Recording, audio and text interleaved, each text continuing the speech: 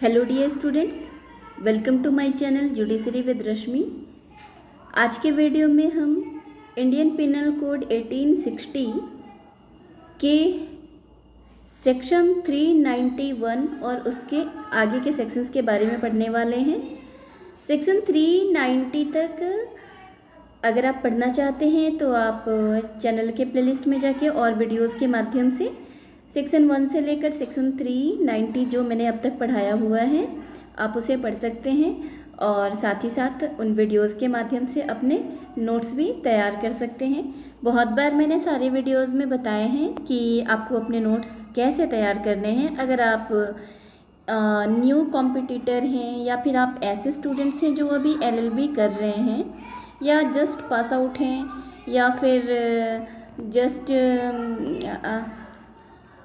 या फिर आपने अपनी पढ़ाई काफ़ी दिनों से छोड़ रखी थी और अब अपने कंपटीशन की तैयारी शुरू करी है, तो स्वागत है आपका हमारे इस चैनल पे। आप बने रहें और हर वीडियोस के माध्यम से अपने नॉलेज को इम्प्रूव करें और साथ ही साथ अपना नोट्स ज़रूर तैयार करें। जैसा कि मैंने पहले की वीडियोस में भी बहुत एक्सप्लेन करके बताया हुआ है कि आपको अपने नोट्स कैसे बनाने हैं।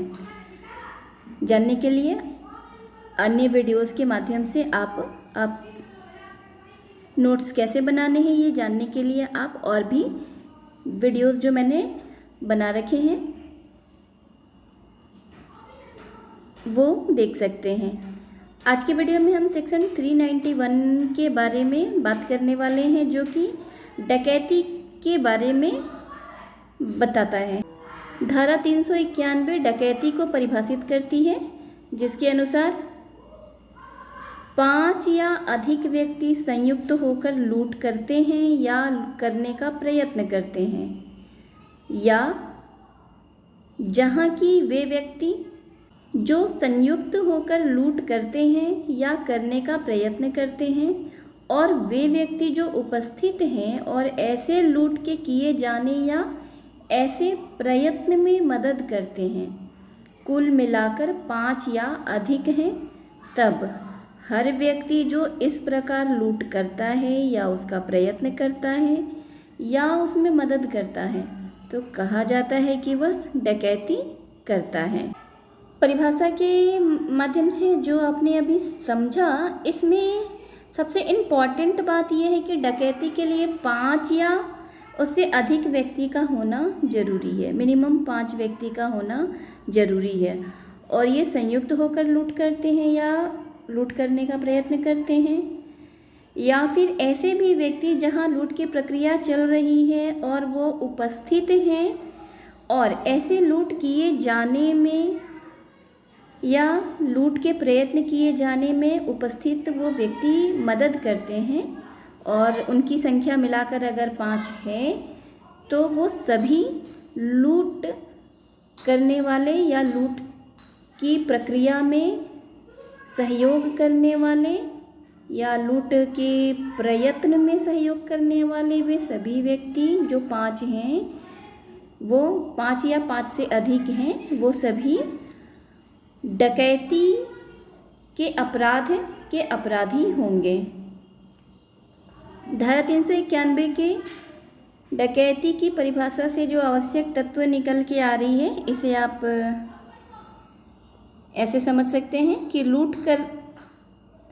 धारा 391 से डकैती की परिभाषा से जो आवश्यक तत्व निकल के आ रहे हैं वो ये हैं कि लूट कारित करने के लिए प्रयास करते हुए 5 व्यक्ति या लूट कारित करते हुए 5 व्यक्ति या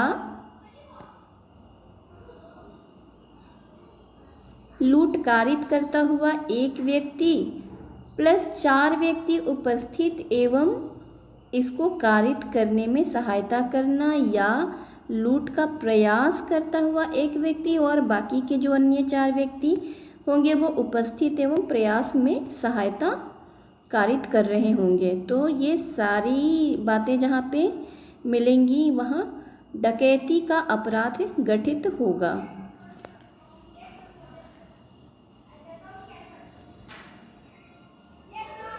धारा 391 में डकैती की परिभाषा दी गई है और डकैती के लिए दंड की व्यवस्था धारा 395 में की गई है। धारा 395 कहती है, जो कोई डकैती करेगा वह आजीवन कारावास से या कठिन कारावास से, जिसकी अवधि 10 वर्ष तक की हो सकेगी, दंडित किया जाएगा और जुर्माने से भी दंडनीय होगा। तो ये तो हमने समझ लिया डकैती क्या है, डकैती कब होगा, डकैती का अपराध कब गठित होगा और इसके लिए दंड क्या होगा। तो डकैती के लिए जो दंड है वह आजीवन कारावास या कठिन कारावास, जिसकी अवधि 10 वर्ष तक की हो सकेगी, इससे दंडित किया जाएगा और साथ ही साथ जुर्माने से भी दंडनीय होगा। अब धारा 391 में डकैती की परिभाषा और धारा 395 में डकैती के लिए दंड के बारे में हमने जान लिया। आइए जानते हैं कुछ महत्वपूर्ण वाद जो डकैती से संबंधित हैं। आप इसे नोट डाउन कर लेंगे। प्रवीण बनाम MP राज्य, प्रवीण बनाम मध्य प्रदेश राज्य 2008। इस वाद में दिन दहाड़े डकैती कारित की गई थी। बैंक के मैनेजर ने अभियुक्तों में से एक को पहचाना, जिसकी बैंक के एक अन्य कर्मचारी ने भी पुष्टि की। यह अभी निर्धारित किया गया कि पहचान करने में तमाम कमियों के बावजूद विशेष तथ्यों के आधार पर साक्ष्य मान्य माना जाएगा।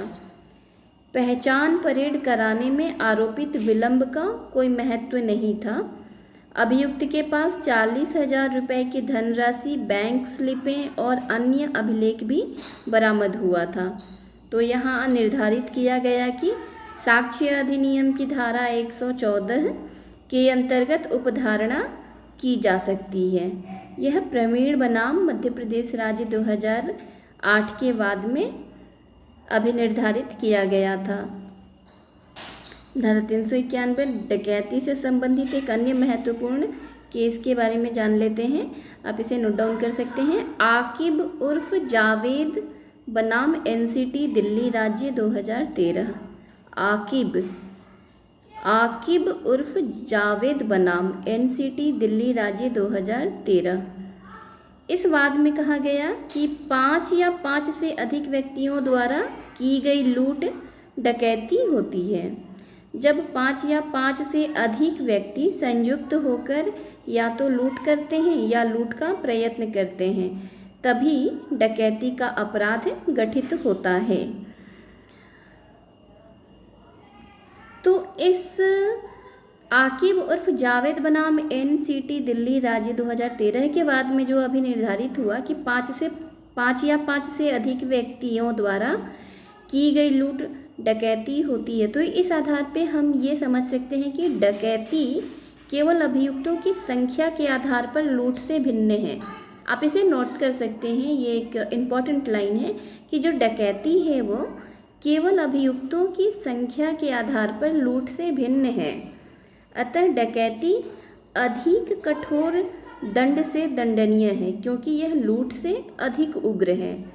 डकैती में अधिक व्यक्तियों की उपस्थिति के कारण अधिक भय बना रहता है। अभियुक्तों की गणना करते समय उन दुष्प्रेरकों की भी गणना की जाती है जो अपराध स्थल पर उपस्थित रहते हैं और अपराध के संपादन में सहायता पहुंचाते हैं। तो इस प्रकार डकैती में लूट सम्मिलित है।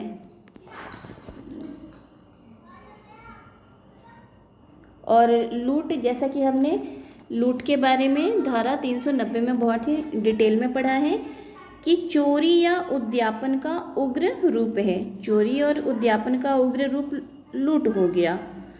और लूट अगर 5 व्यक्तियों द्वारा या 5 से अधिक व्यक्तियों द्वारा किया जा रहा है या करने का प्रयत्न किया जा रहा है तो यह डकैती होगा। तो डकैती में चोरी और उद्यापन दोनों ही सम्मिलित हैं, ये भी हम मान सकते हैं। डकैती में लूट सम्मिलित है और लूट में चोरी और उद्यापन सम्मिलित हैं। तो हम ऐसे कह सकते हैं कि डकैती में चोरी और उद्यापन दोनों ही सम्मिलित हैं। अब महत्वपूर्ण बात ये आती है, जब हमने धारा 391 के बारे में इतनी बातें जानी, तो एक इम्पॉर्टेंट जो फैक्ट है वो ये हमें समझना होगा कि डकैती और लूट में अंतर क्या है। फिर लूट और डकैती में अंतर, लूट को धारा 390 में परिभाषित किया गया है और जो डकैती है वो धारा 391 में परिभाषित है।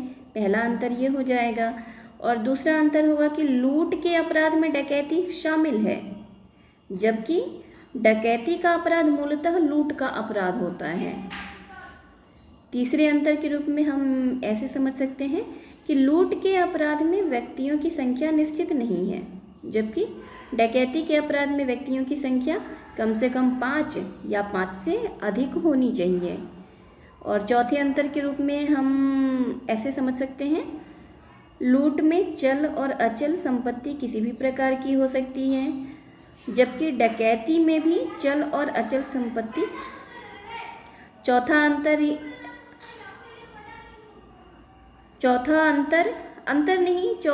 जो है ये सम्मिलित बात ऐसे हो सकती है कि लूट में चल और अचल संपत्ति दोनों शामिल है, मतलब किसी भी प्रकार की संपत्ति की लूट हो सकती है, चल हो या अचल हो। डकैती में भी चल और अचल संपत्ति किसी भी प्रकार की हो सकती है। तो ये चौथा पॉइंट हो गया जो हम लूट और डकैती के बारे में जान रहे हैं। पांचवा पॉइंट यह होगा कि लूट में भय का होना आवश्यक है यदि वह उद्यापन का रूप है, जबकि डकैती में भी भय निहित रहता है। लूट में अगर वह उद्यापन का रूप होगा तो भय होना जरूरी है, और डकैती में भी भय निहित है। छठा पॉइंट समझ सकते हैं लूट और डकैती को ऐसे, लूट में सहमति का अभाव होता है, जबकि डकैती में या तो सहमति का अभाव होता है या फिर द्वेषपूर्ण तरीके से सहमति प्राप्त की जाती है। और सातवां पॉइंट हो गया लूट और डकैती के बारे में, लूट में बल का प्रयोग आवश्यक है और डकैती में भी बल प्रयोग आवश्यक है। इससे संबंधित एक महत्वपूर्ण न्यायिक निर्णय है, आप इसे नोट डाउन कर लेंगे। गोपालन बनाम स्टेट ऑफ केरला, गोपालन बनाम स्टेट ऑफ केरला 1977। इस वाद में कहा गया कि डकैती के अपराध के गठन के लिए अपराधियों की न्यूनतम संख्या 5 होनी आवश्यक है। संख्या निर्धारित कर दी गई 5। इससे संबंधित न्यायिक निर्णय गोपालन बनाम स्टेट ऑफ केरला। संख्या निर्धारित की बात तो धारा 391 भी कहती है कि 5 या अधिक व्यक्ति अगर सम्मिलित होकर, संयुक्त होकर या उपस्थित होकर लूट करते हैं, लूट करने का प्रयत्न करते हैं, तो वह डकैती के अपराध को गठित कर रहे हैं। तो इसी गोपालन बनाम स्टेट ऑफ केरला 1977, गोपालन बनाम स्टेट ऑफ केरल 1977 के बाद में भी डकैती के अपराध के गठन के लिए अपराधियों की न्यूनतम संख्या 5 होनी आवश्यक है, ऐसा बताया गया। यह न्यायिक निर्णय गोपालन बनाम स्टेट ऑफ केरल में भी दिया गया। तो इस प्रकार धारा 391 बहुत ही डिटेल में हमने समझ लिया। धारा 392 यह लूट के लिए दंड की व्यवस्था करती है। पिछले वीडियो में हमने धारा 390 के बारे में पढ़ा था, जो कि लूट की परिभाषा और लूट के बारे में बहुत ही विस्तृत तौर पे बताया गया है धारा 390 में। और धारा 390 में गठित अपराध के लिए दंड धारा 392 में दिया गया है।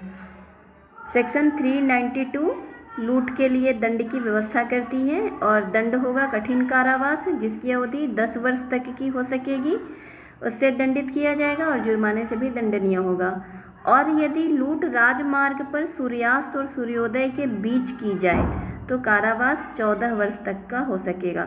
सूर्यास्त के बाद और सूर्योदय के पहले, यानी शाम से लेकर सुबह, बीच में रात्रि पहर तक अगर लूट राजमार्ग पर किया जाता है तो इसके लिए कारावास 14 वर्ष तक का हो सकेगा।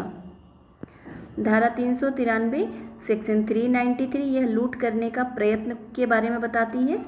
जो कोई लूट करने का प्रयत्न करेगा वह कठिन कारावास से, जिसकी अवधि 7 वर्ष तक की हो सकेगी, दंडित किया जाएगा और जुर्माने से भी दंडनीय होगा। और सेक्शन 394 लूट करने में स्वेच्छया उपहति कारित करना को परिभाषित करती है।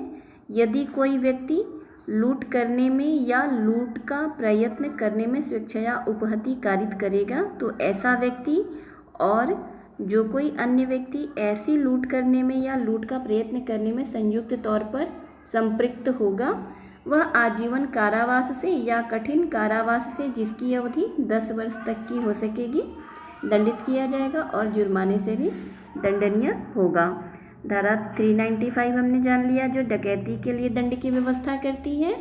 और डकैती के लिए दंड होगा कठिन कारावास, आजीवन कारावास, और डकैती के लिए दंड होगा आजीवन कारावास या कठिन कारावास जो कि 10 वर्ष तक का हो सकेगा और जुर्माना से दंडित किया जाएगा।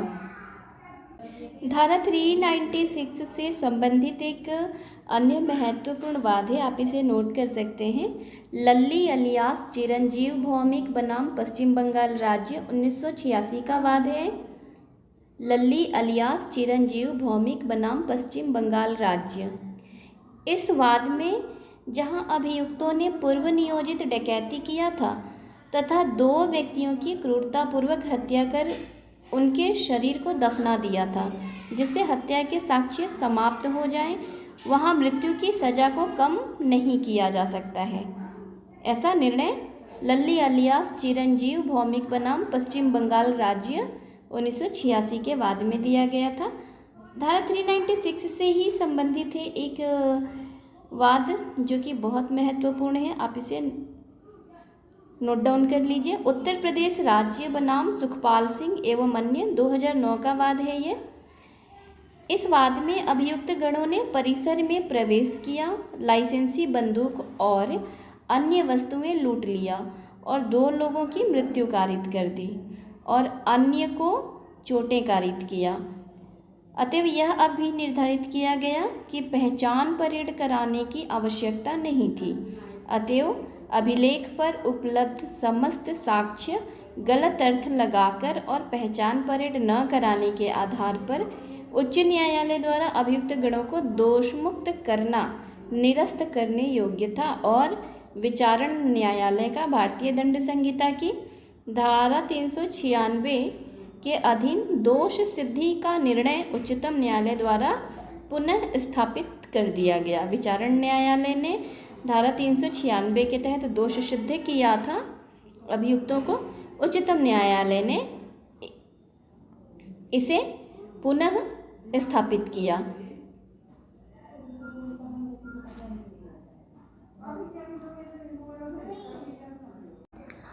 सेक्शन 396 यह हत्या सहित डकैती के बारे में बताती है।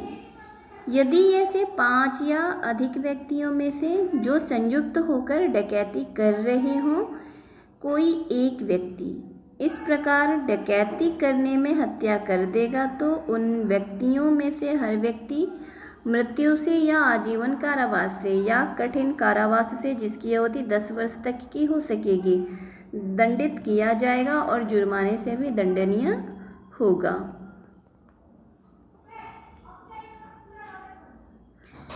हरपाल सिंह एंड अदर्स बनाम स्टेट 2000 ACC 529 का यह वाद था जिसमें निर्धारित किया गया था कि हत्या सहित डकैती के मामले में यदि अभियोजन डकैती तथा हत्या के तथ्य को साबित करने में असफल रहता है तो अभियुक्त को धारा 396 सेक्शन 396 के अधीन अपराध के लिए दोष सिद्ध नहीं किया जा सकता।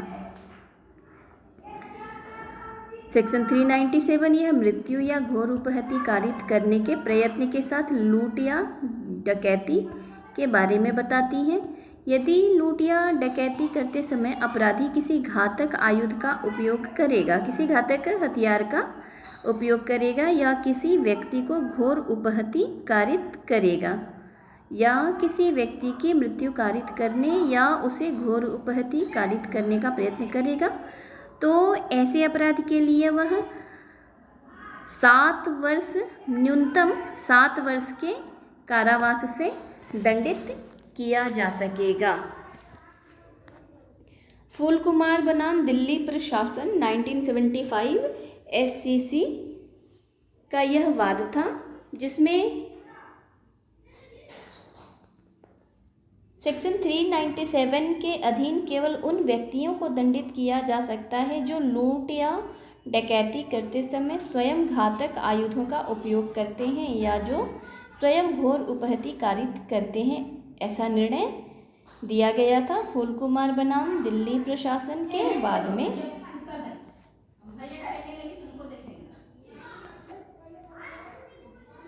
ऐसा निर्णय दिया गया था फूल कुमार बनाम दिल्ली प्रशासन 1975 SCC के बाद में।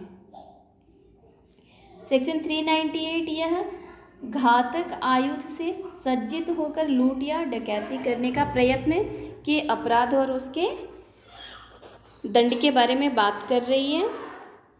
और घातक आयुध से सज्जित होकर लूट या डकैती करने का प्रयत्न का कोई अपराध करता है तो उसके लिए 7 वर्ष न्यूनतम 7 वर्ष के कारावास से दंडित किया जाएगा।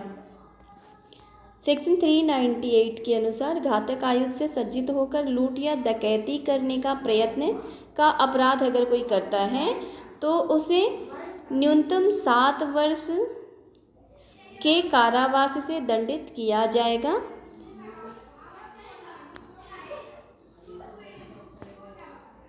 दंडादेश में कोई कमी नहीं।